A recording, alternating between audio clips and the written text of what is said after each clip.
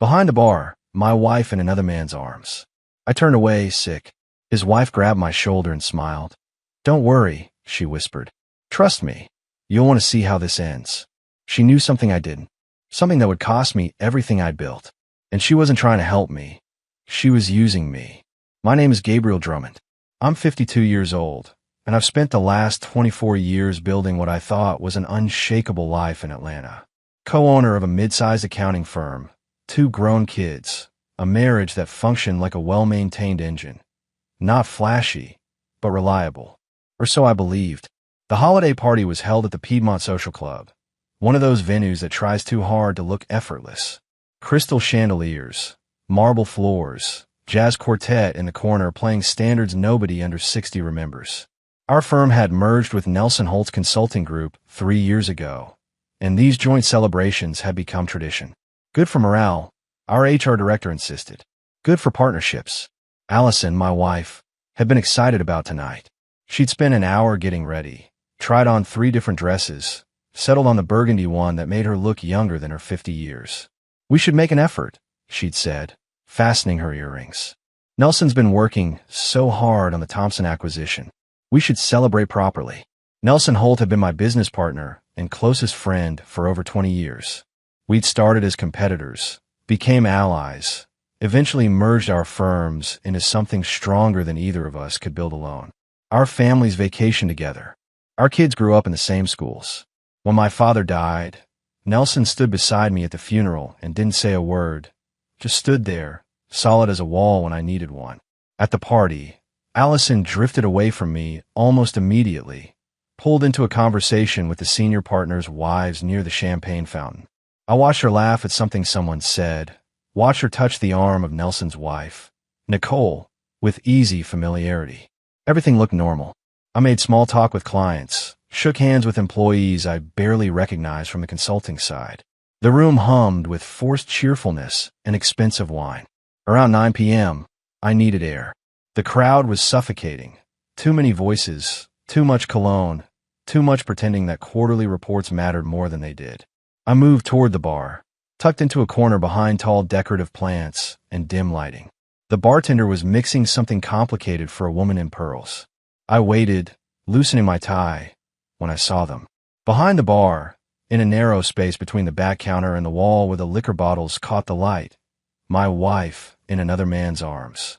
Not dancing, not laughing, kissing. Nelson's hand was on the small of her back, fingers spread possessively. Allison's hand curled into his collar, pulling him closer. The kiss wasn't hesitant or guilty. It was practiced, comfortable, the kind of intimacy that doesn't ask permission because it doesn't need to. My stomach turned. I stepped back, turning away, suddenly sick. The room tilted. My hands went cold. That's when I felt it. A hand on my shoulder, firm but not aggressive. I turned. Nicole Holt stood beside me, Nelson's wife, her expression calm, almost serene. She wasn't looking at the bar. She was looking at me. Her lips curved into a small smile. She leaned closer, her voice barely above a whisper. "Don't worry," she said quietly. "Trust me. You'll want to see how this ends." Her eyes held something I couldn't name. Not anger. Not sadness. Certainty. She knew something I didn't. I didn't sleep that night. Allison came home around midnight, smelling of wine and perfume that wasn't hers. She kissed my cheek, brief, mechanical, and went upstairs to shower. I stayed on the couch, staring at the Christmas tree we'd decorated together 2 weeks ago, wondering how long the lights had been blinking over a lie. The text came at 7:14 a.m. Unknown number. Corner bakery on Peachtree. 9 a.m. Come alone. Nicole. I stared at the message until the screen went dark. Part of me wanted to ignore it, to pretend the previous night had been a misunderstanding, some trick of lighting and champagne. But Nicole's face kept returning to me, that calm smile, those knowing eyes. The bakery was half empty when I arrived. Nicole sat in the back corner booth, 2 coffees already on the table. She wore jeans and a sweater, her hair pulled back simply. She looked different outside the party's glitter, sharper, more focused. "Thank you for coming," she said as I slid into the seat across from her. "Did I have a choice?" I asked. "Everyone has a choice, Gabriel," Nicole replied evenly. "You could have gone to work, pretended last night didn't happen, continued living in whatever story you've been telling yourself. The words stung because they were true. She pushed a coffee toward me. I found out about 3 weeks ago. Not the full extent, just enough to know something was wrong. Did you confront him? I asked. Once, she said. He told me I was imagining things.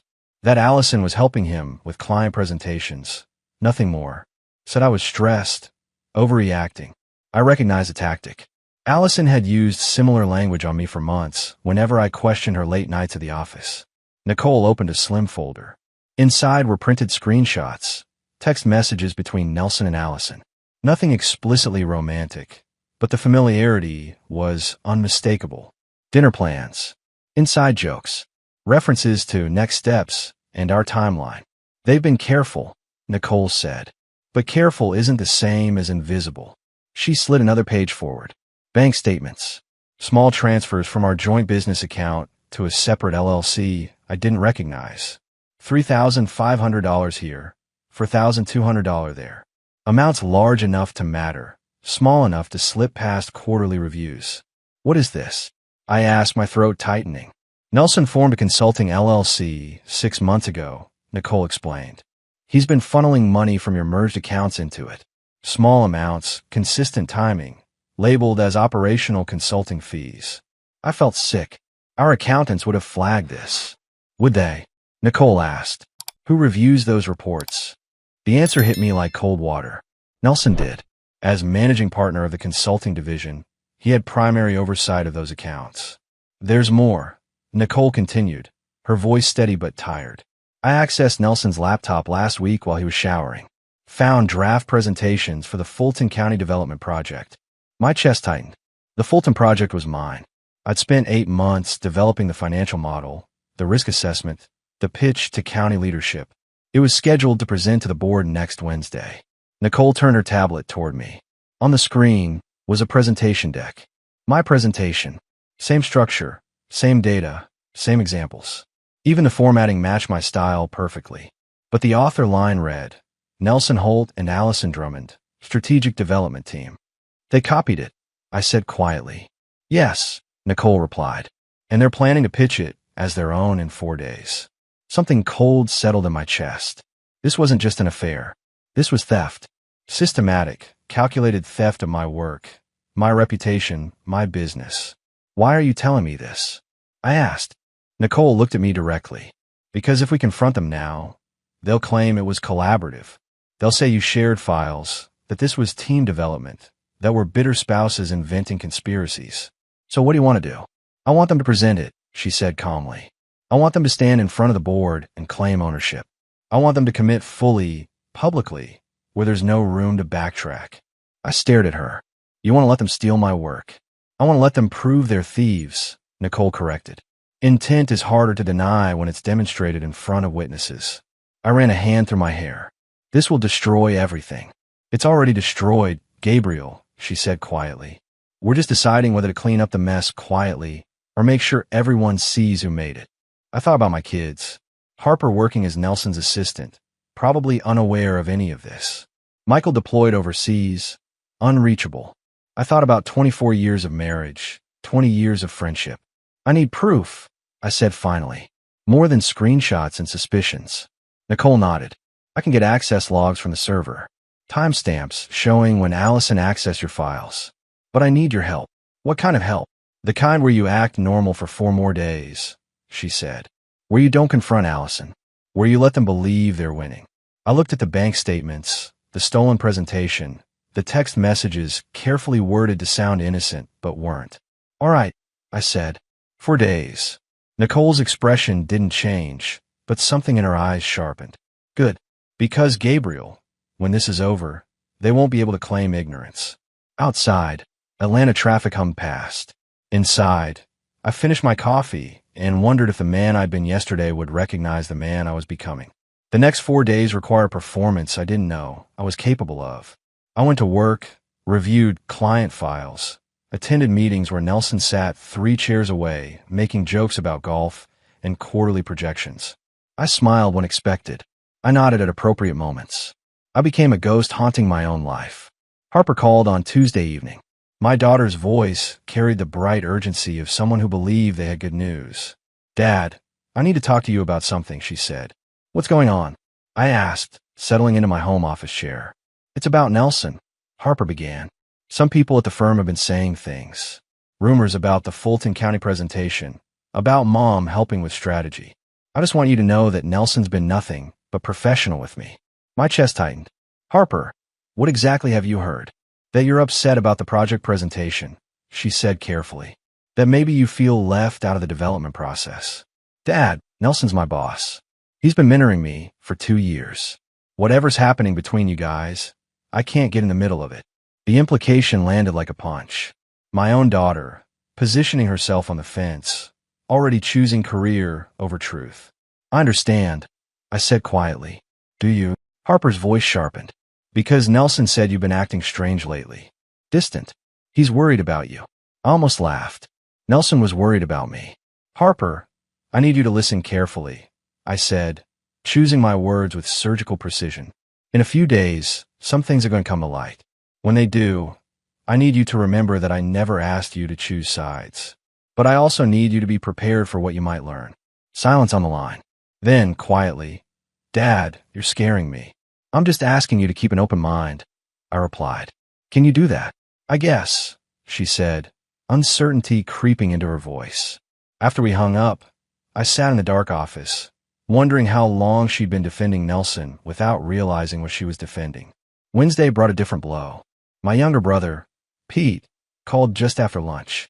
Gabe, I heard about the separation, he said without preamble. What separation? I asked, genuinely confused. Come on, don't play games. Mom told me you and Allison are having problems. Look, I know this is bad timing, but I'm in a bind. The restaurant needs a capital infusion, $50,000 to cover back rent and supplier debts. Since you're liquidating assets anyway for the divorce. Pete, stop. I interrupted. I'm not getting divorced. Not yet. And even if I were, where would you get the idea I have $50,000 lying around? Mom said you were sitting on the business accounts. Pete said, irritation edging his tone. Said you and Nelson were flush from the merger. I closed my eyes. Allison had been talking to my mother, setting narratives, preparing the ground. I can't help you right now, I said. Can't or won't. Pete shot back. You know what, forget it. I should have known better than to ask. You always were tight with money. He hung up before I could respond. That evening, I found the letter. It was tucked into my briefing case, folded precisely, Allison's handwriting on the outside, for when you're ready to talk. Inside, her words were careful, measured. Gabriel, I know you've been struggling. The distance between us hasn't been easy for either of us. I think we should consider couples counseling before things get worse. I've been feeling invisible for so long, and I don't want to lose what we built. Please think about it. I read it twice, searching for sincerity, finding only strategy. She knew something was coming. She was building her defense. Thursday morning, I met Nicole briefly in a parking garage downtown. She handed me a USB drive. Server access logs, she said. Time-stamped entries showing Allison accessed your project files on October 3rd, October 17th, and November 2nd. All outside business hours. All from Nelson's office computer. How did you get this? I asked. Does it matter? Nicole replied. What matters is that it's documented. IT keeps records of everything. This is admissible. I pocketed the drive. The presentation is tomorrow. I know, she said. Are you ready? I thought about Harper's defensive tone, about Pete's accusation, about Allison's letter carefully crafted to paint me as the unstable one. No, I admitted, but I'm doing it anyway. Nicole almost smiled. That's the only kind of ready that counts. Friday morning started with physical pain. I've been ignoring the symptoms for weeks. Difficulty urinating, dull ache in my lower back, fatigue that sleep didn't fix. I told myself it was stress. The body keeping score of betrayals the mind couldn't process yet.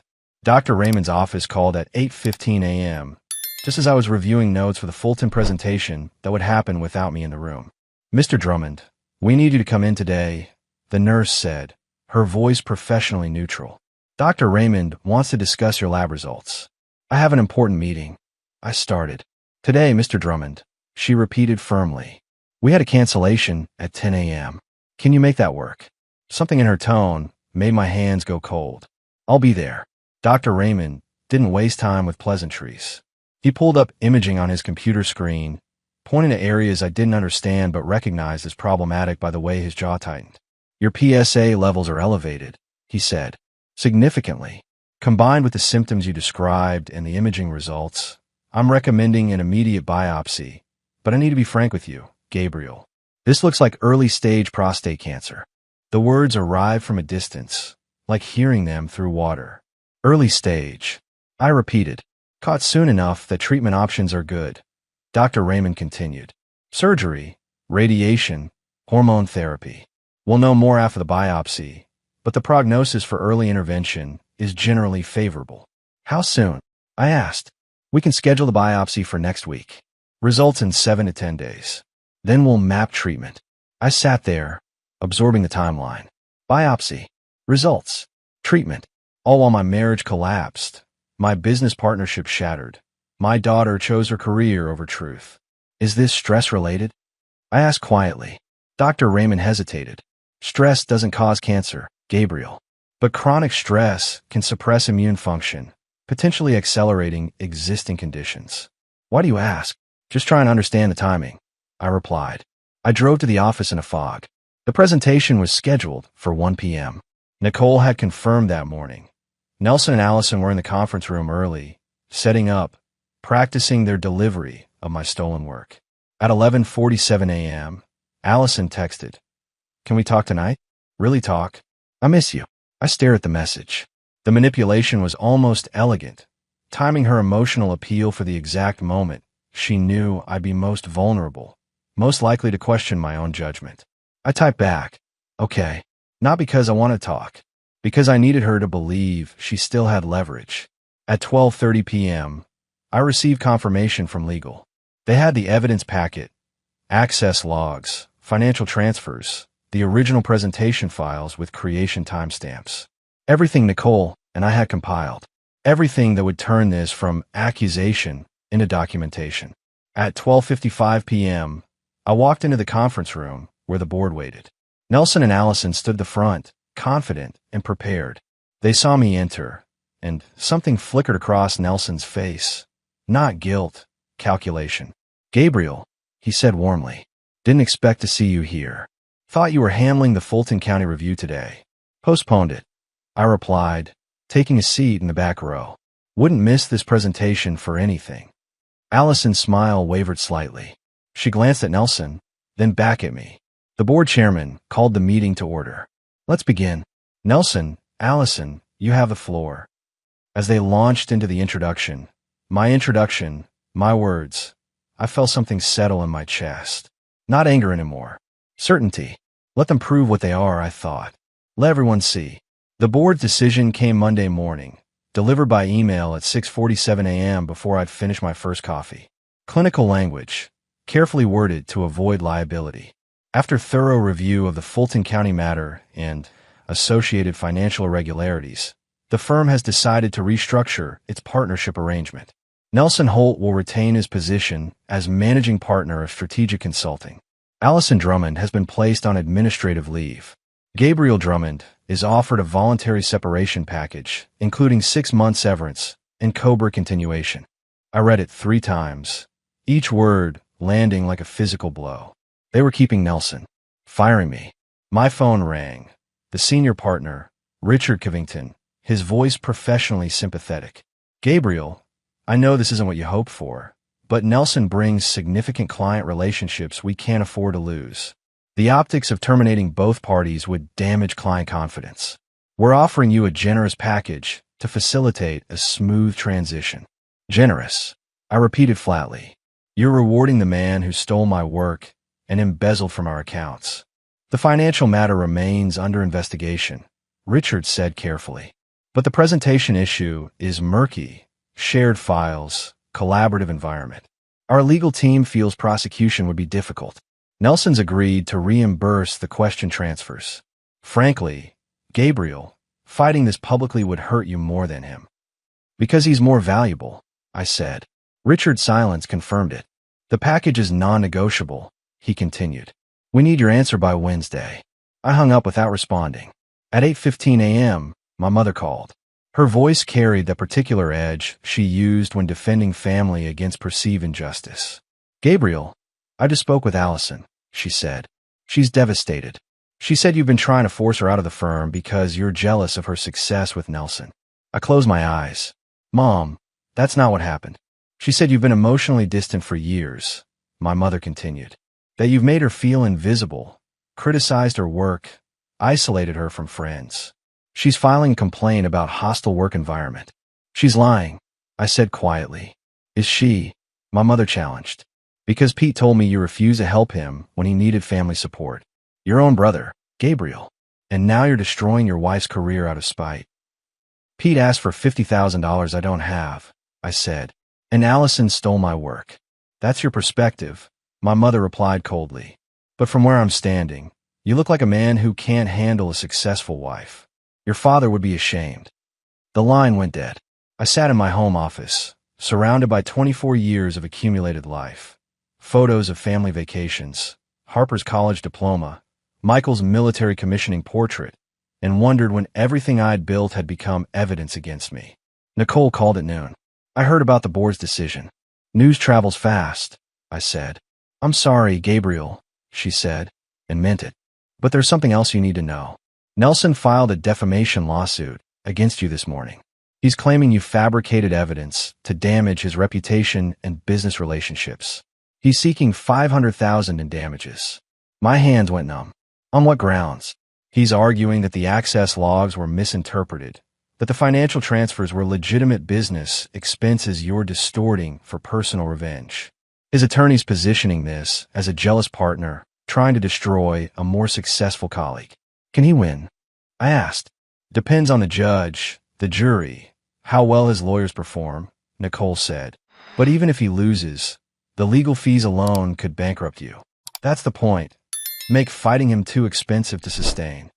I thought about the medical bills coming for cancer treatment, the severance that wouldn't last 6 months if I was fighting a lawsuit, Harper's silence since the board meeting, Michael unreachable in whatever combat zone he'd been deployed to. "What would you do?" I asked Nicole. She was quiet for a moment. "I'd remember that Nelson's not just fighting you. He's fighting the truth. And the truth has a way of surfacing, even when buried under legal briefs." That evening, Allison came to the house to collect more belongings. She moved through rooms like a stranger, cataloging items for auction. I watched from the kitchen doorway. "The firm chose him," I said quietly. She paused, a framed photo of us from our honeymoon in her hands. "They chose profit, Gabriel. Nelson brings in $3 million annually in consulting fees. You bring in compliance and caution. It's not personal." "It feels personal," I replied. "Everything feels personal to you lately," Allison said, setting the frame down. "That's part of the problem. You've made this about betrayal instead of what it really is, two people who grew apart and made different choices." "You stole my work," I said. "I contributed to a collaborative project," she corrected. "You're the one who turned it into theft because you couldn't accept that I was succeeding without you." The gaslighting was almost beautiful in its construction. "I have cancer," I said suddenly. "Prostate cancer. Early stage, but it's there." Allison's expression shifted. Something that might have been genuine concern flickered before the mask returned. "I'm sorry. Truly. But Gabriel, you can't use that to manipulate me into." "I'm not manipulating anything," I interrupted. "I'm just telling you the truth. Something you've forgotten how to do." She picked up her box of belongings. "My attorney will be in touch about the separation agreement. I'd suggest you hire someone good. This doesn't have to be ugly, but it will be if you force it." After she left, I found myself in Michael's old bedroom, sitting on the bed he hadn't slept in for 3 years. On the wall, his high school football jersey hung in a frame. Number 42. Harper had given it to him for graduation. My phone buzzed. A text from an unknown number. "Dad, it's Harper. Using a friend's phone. I don't know what to believe anymore. Nelson showed me the lawsuit. Says you're trying to ruin him because you can't compete. Is that true?" I stared at the message, my daughter's doubt rendered in pixels. I typed no, but I understand why you're confused. When you're ready to hear the full story, I'll tell you everything. The 3 dots appeared, then disappeared. No response came. Wednesday morning brought paperwork. the separation agreement the firm insisted I sign by end of business. 6-month severance, non-disparagement clause, waiver of all claims. Accept it or fight with empty pockets. I sat across from the attorney I'd hired, Douglas Brenner, a sharp-eyed litigator who'd reviewed the documents with increasing disgust. This is predatory, Douglas said, tapping the non-disparagement section. They're buying your silence about the theft and embezzlement. If you sign this, you can't testify against Nelson in any future proceedings, can't discuss the matter publicly, can't assist in any investigation. You're essentially exonerating him. What happens if I don't sign? I asked. They terminate you for cause. You get nothing, and Nelson's defamation suit proceeds uncontested while you're broke, Douglas replied. Gabriel, I'll be honest. This is a fight you probably can't win financially. But that doesn't mean you shouldn't fight it. Before I could respond, my phone rang. Unknown number. Is this Gabriel Drummond? A woman's voice, professional and clipped. Yes. This is Lieutenant Valdez with Atlanta PD, Financial Crimes Unit. We've received a complaint from Nelson Holt regarding harassment and potential fraud. We'd like you to come in for a voluntary interview. My stomach dropped. Fraud. Mr. Holt alleges you falsified business documents to frame him for embezzlement. He's provided what he claims is evidence that you manipulated server logs and financial records. We need to hear your side. I looked at Douglas, who was already shaking his head sharply. I'd like to consult with my attorney before scheduling anything, I said carefully. Of course, Lieutenant Valdez replied. But Mr. Drummond, cooperation now would be viewed favorably. Delay makes things look worse. After I hung up, Douglas leaned back in his chair. He's escalating. Criminal allegations change everything. If they charge you, even if it's dismissed later, the damage to your reputation is permanent. Can they make charges stick? I asked. Depends on what evidence Nelson manufactured, Douglas said.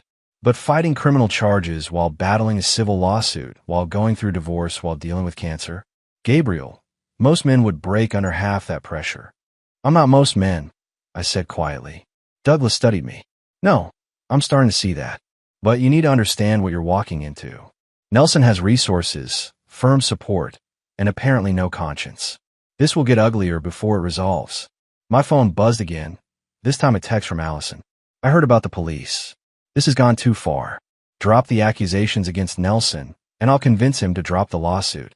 We can end this quietly. For the kid's sake. I showed Douglas the message. That's witness intimidation, he said. Save that. That afternoon, I met Nicole in a park near downtown, away from offices and cameras. She sat on a bench feeding pigeons, looking more tired than I'd ever seen her. Nelson's playing hardball, she said without preamble. I noticed, I replied, sitting beside her. There's something I need to tell you, Nicole continued, her voice careful. Something I should have mentioned earlier, but didn't because I thought I could handle it separately. My chest tightened. What? Nelson and I have been legally separated for 8 months, she said quietly. We filed quietly, kept it out of public record, continued appearing together at firm functions to avoid disrupting business relationships. I stared at her. 8 months. I found out about the affair with Allison a year ago, Nicole explained. Confronted him. He promised to end it. I believed him until I realized the financial irregularities weren't stopping. That's when I understood this wasn't just about the affair. Why didn't you tell me? I asked. Because I needed your reaction to be genuine, she said, meeting my eyes. At the party, when you saw them, I needed you authentically shocked, genuinely hurt. If you'd known I was already planning my exit, it would have looked coordinated. The betrayal was different, but still sharp. You used me. I gave you evidence, Nicole corrected. Evidence you needed to protect yourself. Would you have preferred ignorance? I couldn't answer that honestly. There's more, Nicole continued. My divorce attorney found something during asset discovery. Nelson's been moving money offshore for months. Not the small amounts from your firm, substantial sums. Over $700,000 transferred to accounts in the Cayman Islands. That's why you pushed for the presentation, I said slowly. You needed him to commit professional fraud publicly, so your divorce case would have leverage. I needed him to prove he's exactly what I know him to be, Nicole replied. A man who destroys anything that threatens his image of himself. Your stolen work was just convenient timing. I should have been angry. Instead, I felt something colder, understanding. So what now? I asked. Now we both fight our separate battles, Nicole said. My divorce. Your lawsuit. Your criminal investigation. But Gabriel, you need to know, I have evidence about the offshore accounts. Evidence I'm willing to share with investigators if it becomes necessary. That would expose your divorce strategy, I said. Some things matter more than strategy, she replied. Nelson's planning to destroy you financially and legally to prevent you from testifying in my divorce case. If he succeeds, he keeps the offshore money and walks away clean. I can't let that happen. She handed me a USB drive, copies of the offshore transfers, banking records, dates that correspond with the embezzlement from your firm. Use it if you need to. But Gabriel, once you do, there's no going back. This becomes a war neither of you will walk away from unchanged. I pocketed the drive. I'm already changed. Nicole stood, adjusting her coat against the autumn wind. Yes, but the question is whether you'll let what he did make you smaller or force you to become something harder. She walked away, leaving me on the bench with a USB drive that could either save me or guarantee mutually assured destruction. My phone rang, Dr. Raymond's office, scheduling the prostate biopsy for Friday morning. I answered, confirmed the appointment, and wondered if my body was keeping score of damage my mind couldn't quantify yet. The prostate biopsy Friday morning was clinical and humiliating, exactly what I needed to remind me that control was an illusion. Dr. Raymond promised results in 10 days. 10 more days of not knowing whether the cells multiplying inside me were hostile or harmless. I drove straight from the medical center to Douglas's office. My attorney had news, and his tone on the phone suggested it wasn't good. Nelson's legal team filed for expedited discovery, Douglas said, spreading documents across his desk. They want access to all your communications with Nicole, your financial records, medical files, everything. They're arguing your cancer diagnosis proves you're unstable, making irrational decisions due to health stress. They're using my cancer against me, I said flatly. They're building a narrative, Douglas corrected. Sick man, betrayed by successful wife, lashes out at former friend who's thriving. It plays well to juries who want simple stories. I stared at the ceiling. What do we have? Douglas pulled out the USB drive Nicole had given me, the offshore account records. This changes everything. 700,000 in transfers to Cayman accounts, all dated within the embezzlement timeline. If we introduce this, Nelson's not just a cheating partner, he's a felon. What's the downside? I asked. It exposes Nicole's divorce strategy, Douglas said. Proves she was gathering evidence while still married, possibly illegally accessing Nelson's financial records. His lawyers will argue she manipulated you into being her weapon against him. Isn't that exactly what she did? I asked. Douglas leaned back. Legally, yes. Morally, that's above my pay grade. But Gabriel, if we use this, there's no middle ground left. This becomes total war. My phone buzzed. Harper, finally responding after days of silence. Dad, I need to talk. Can we meet? I typed back immediately. When and where? Her reply came fast. Tomorrow, 10 a.m. The coffee shop near your house. Just us. I showed Douglas the exchange. Be careful, he warned. She might be recording for Allison's legal team. She's my daughter, I said. She's also Nelson's employee, Douglas replied. And desperate people make family complicated. That evening, I sat in my study reviewing the offshore account evidence. The transfers were meticulous, small enough to avoid immediate red flags, timed to coincide with legitimate business expenses. Nelson had been planning this for over a year, maybe longer. The doorbell rang at 8:47 p.m. I wasn't expecting anyone.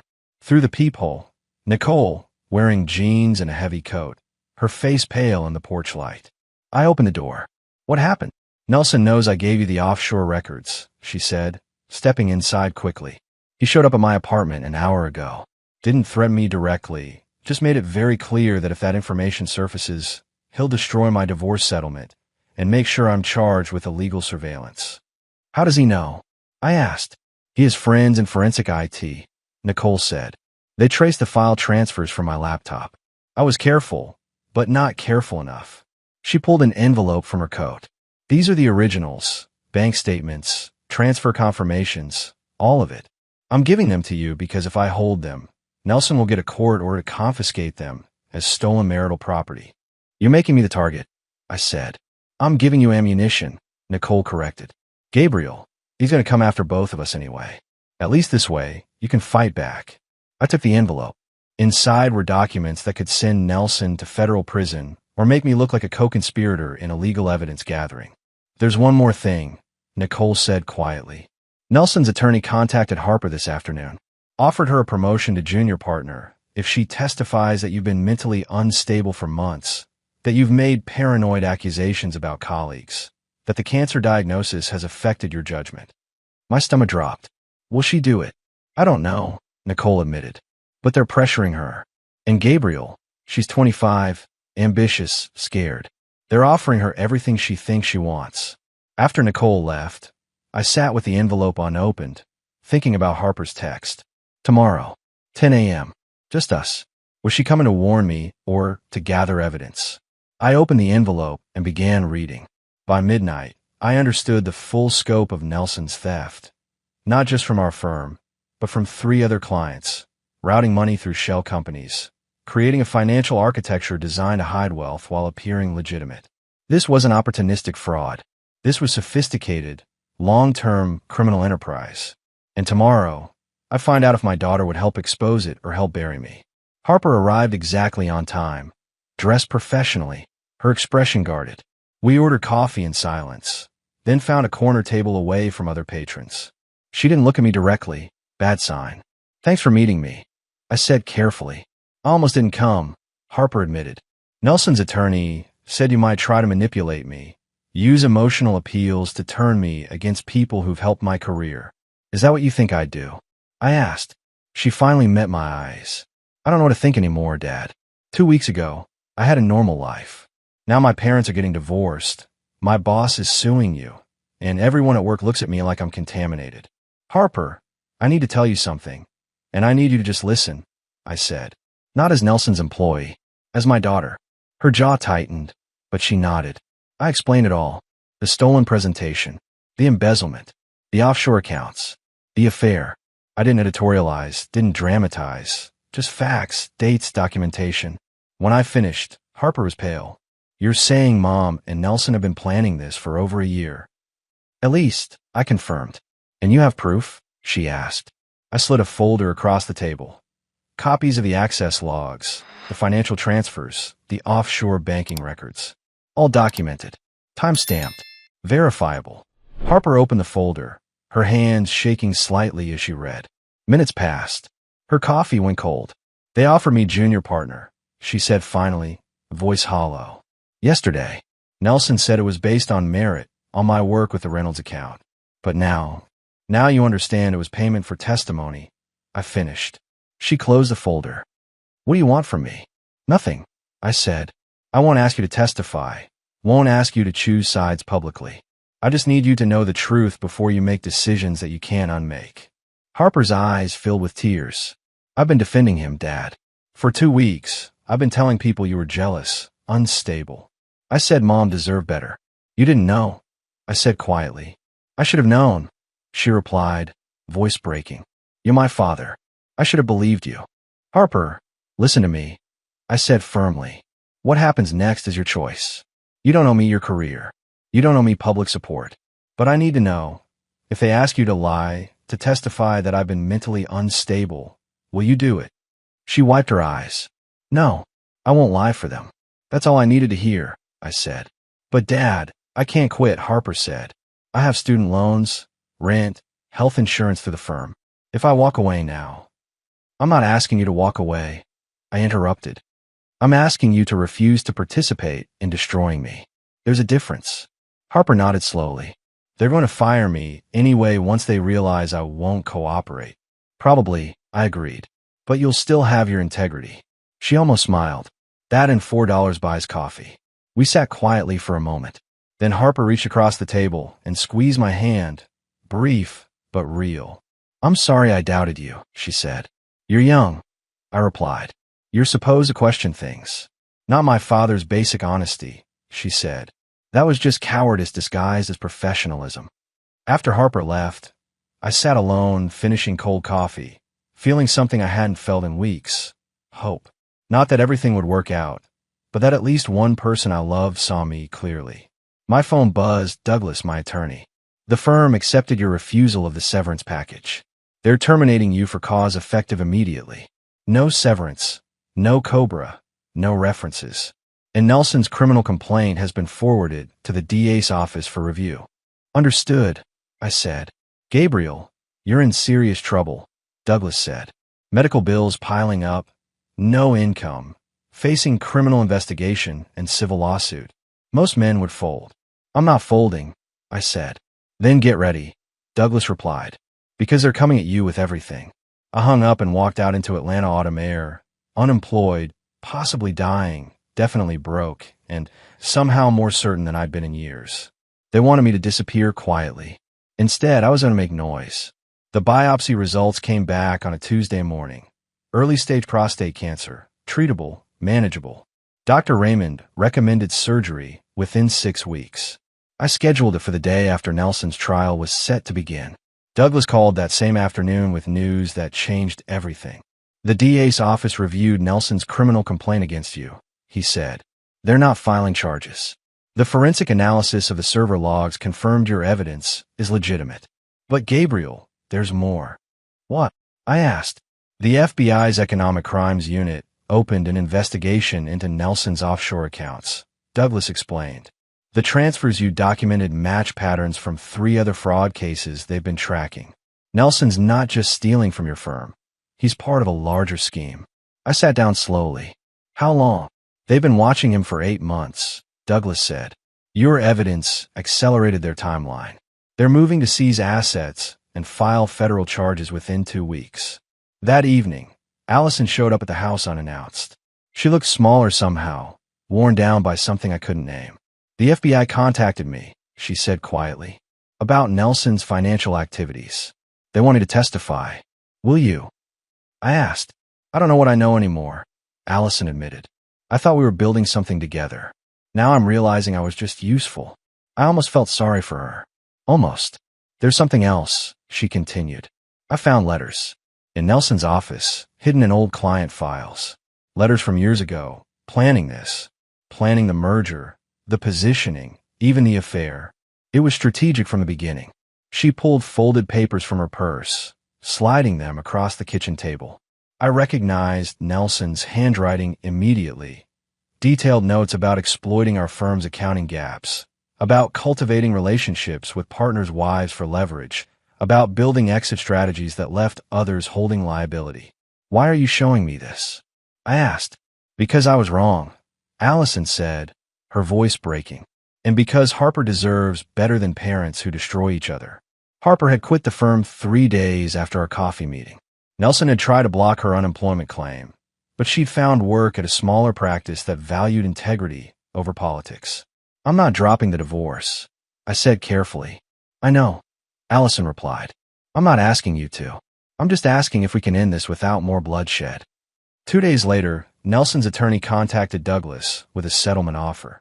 Nelson would drop all lawsuits, reimburse the embezzled funds, and provide a statement clearing my name in exchange for me not testifying in the federal case.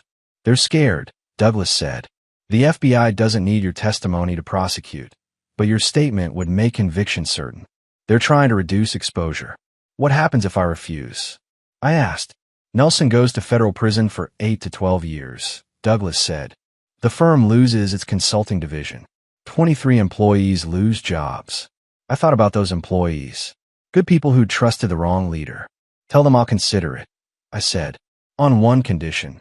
Nelson signs a complete confession detailing the embezzlement, the affair, and his manipulation of Allison.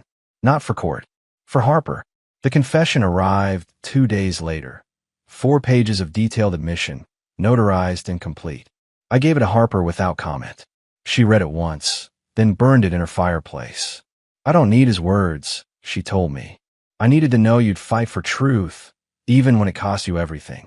10 months later, I stood in a smaller office with a view of Midtown Atlanta, running a forensic accounting consultancy that specialized in fraud detection. The cancer surgery had been successful, clean margins, good prognosis. Harper worked 3 doors down, building a practice in business ethics law. Nelson pleaded guilty to federal fraud charges in August, received 9 years, served time at a minimum security facility in Kentucky. The firm dissolved 6 months after his conviction, partners scattering to other practices. Allison and I finalized our divorce quietly. She moved to Savannah, started teaching business courses at a community college. We spoke occasionally, cordially, like people who'd survived something together without remaining friends. Nicole got her divorce settlement, significantly reduced after Nelson's assets were seized, but enough to start over. She opened a victims advocacy nonprofit, helping people navigate financial abuse in marriages. My mother never apologized for siding with Allison, but she started calling again around Christmas. Small steps. Pete's restaurant failed despite the loan he never got from me. He blamed everyone but himself, which seemed consistent. Michael came home from deployment in January, quieter but whole.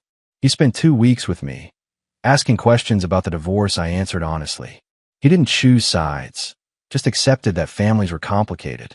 One afternoon, Harper and I had lunch at the cafe, where she'd chosen truth over career advancement. "Do you regret it?" I asked, walking away from junior partner. "Every time I see my student loan balance," Harper said, smiling. "But not when I look in the mirror." "That's the trade," I said. "Was it worth it for you?" she asked. "Everything you lost?" I thought about that. The marriage that ended. The friendship that was never real. The firm I'd helped build. The year of legal battles and medical procedures and nights, wondering if I'd made the right choices. I didn't lose everything, I said finally. I lost the things that were already gone. What I kept matters more. Harper squeezed my hand. "That's a very dad answer." "It's the only one I have," I replied. Walking back to my office, I passed the building where our old firm used to be. New company now, different sign, no trace of what came before. I didn't feel victorious. I felt clear. The truth hadn't made everything perfect. It had just made things real. And real, I'd learned, was something you could build on. Even when you were starting over at 52 with scars and lessons, and a daughter who'd chosen integrity when it cost her everything. That was enough. Not everything I'd hoped for, but everything I needed to keep moving forward.